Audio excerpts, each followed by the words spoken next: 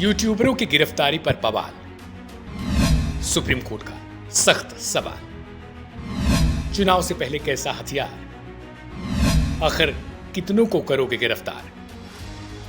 सरकारों के लिए सुप्रीम कोर्ट से एक हिदायत आई है तो किसी सरकार के लिए मुसीबत आई है, लेकिन यूट्यूबरों के लिए बहुत राहत भरी खबर है। जी हां, सुप्रीम कोर्ट ने चुनाव से पहले यूट्यूब वाले पत्रकारों अथवा सत्ता से सवाल करने वाले ब्लॉगरों के लिए एक नया आदेश जारी किया है।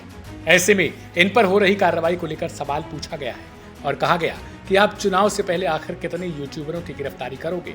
दरअसल सुप्रीम कोर्ट ने सोमवार को यूट्यूबर सत्ताई दुरईमुरुगन की याचिका पर सुनवाई करते हुए जमानत उनकी बहाल कर दी है। दुरईमुरुगन पर तमिलनाडु के मुख्यमंत्री एम.के. स्टालिन पर अपमानजनक टिप्पणी वाले वीडियो पोस्ट करने का आरोप लगाया गया था।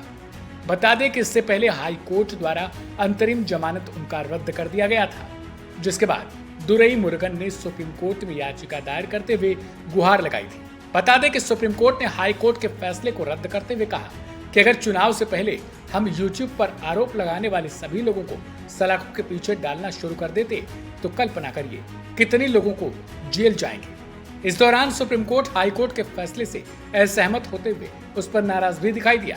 सुप्रीम कोर्ट ने पूछा कि हमें जमानत रद्द करने का कोई अधिकार नहीं मिला है और इस आधार पर जमानत देने से इनकार करने वाले हाई कोर्ट के आदेश को हम रद्द करते हैं। इसके साथ ही जमानत देने के पहले के आदेश को बहाल कर दिया।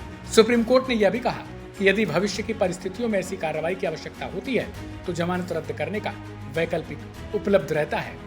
बता दें कि साल 2021 में मद्रास हाई कोर्ट की ओर से सत्ताई दुरईमुरुगन को जमानत दे दिया गया था, जबकि साल 2022 के जून में ही मद्रास हाई कोर्ट की मदुरई पीठ ने यूट्यूबर को दी गई जमानत को रद्द कर दिया और तत्काल उनकी गिरफ्तारी फिर से हो गई। आरोप था कि उन्होंने अदालत को दिए गए एक वचन का उल्लंघन करते हुए एम.के. स्टालिन के खिलाफ कुछ अपमानजनक टिप्पणियां कर दी थी।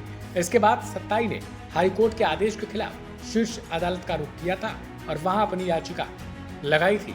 हालांकि सुप्रीम कोर्ट ने इस बात पर जोर दिया कि दुरईमुरुगन विरोध या विचारों की अभिव्यक्ति के माध्यम से अपनी स्वतंत्रता का दुरुपयोग किए बिना 2.5 साल से अधिक समय पर जमानत पर थे। पीठ ने दुरईमुरुगन की जमानत रद्द करने के हाईकोर्ट के आदेश को निर्णायक रूप से रद्द कर दिया और इसे देने के प्रारंभिक निर्णय को भी बहाल कर दिया है। ऐसे में कहीं न कहीं ये सरकारों के लिए एक अल्टीमेटम भी सुप्रीम कोर्ट से मिल चुका है कि अगर वो अपने खिलाफ बोलने वाले यूट्यूबरों पर कार्रवाई करते हैं तो यूट्यूबरों के लिए सुप्रीम कोर्ट का दरवाजा हमेशा खुला रहेगा, क्योंकि एक आदेश जब आता है तो ठीक उसी प्रकार से अन्य आदेशों की भी अपेक्षा की जाती है। लिहाजा आने वाले समय में देखना यह होगा कि अगर किसी सरकार के साथ या सरकार के खिलाफ बोलने पर कोई कार्रवाई होती है तो क्या ठीक इसी प्रकार से जजमेंट उस मामले में भी आएगा। बहरहाल इस खबर को लेकर अपनी टिप्पणी कमेंट बॉक्स में जरूर करें और सब्सक्राइब करें वन इंडिया हिंदी